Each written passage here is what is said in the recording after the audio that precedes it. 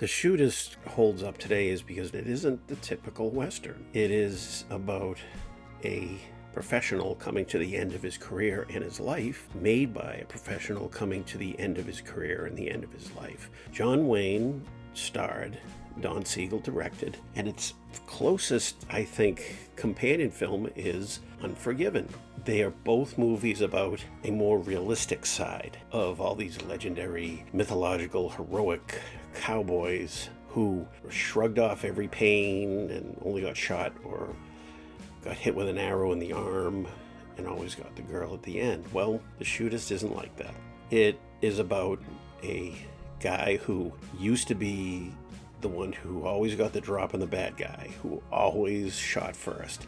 They use clips from a lot of John Wayne's movies as a run-up to the character's current situation, which is he's a guy who has to sit on a pillow because his frickin' hemorrhoids hurt so much. But soon, through Jimmy Stewart playing one of his old friends, he learns it's a lot more than that. We learn early on that our hero has cancer and he doesn't have long to live. This was rare in any cowboy movie up to the mid-70s. You just didn't see that type of thing. That's a pretty goddamn brave way to go out in the movies. Not as this wonderful high-riding hero. He's being dragged to the grave. There's a lot of drama, there's a lot of back and forth, there's a lot of backstabbing. John Wayne, the one who was always in charge, the one who was always on top. Well, not in this movie. In this movie, he's slowly dying. Well, no, that's not true. He's quickly dying, and he just wants to be comfortable in his last days. We see these few other characters, such as Richard Boone, which had more screen time, drawing around this dying old man, his enemies, who want one last shot at this guy. Don Siegel direction is crisp, it's sharp.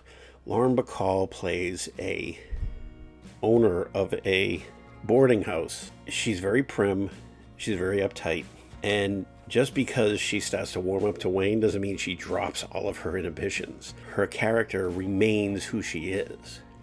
She changes towards him, she softens towards him, but she is not suddenly some free spirit. Ron Howard, around the time when he was directing his first movie, is a character who could have walked into Unforgiven.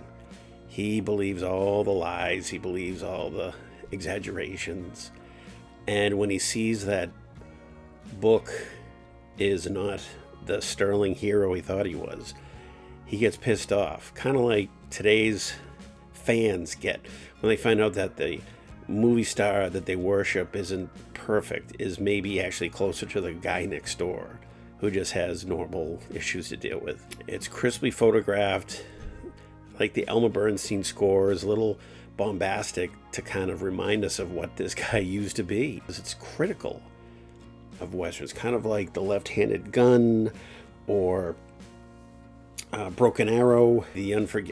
Unforgiven. The Unforgiven is another movie which doesn't get a lot of praise, but I actually like it. Here we are today talking about The Shootist, which I suggest you check out. Thanks for stopping by. Hope to see you again soon.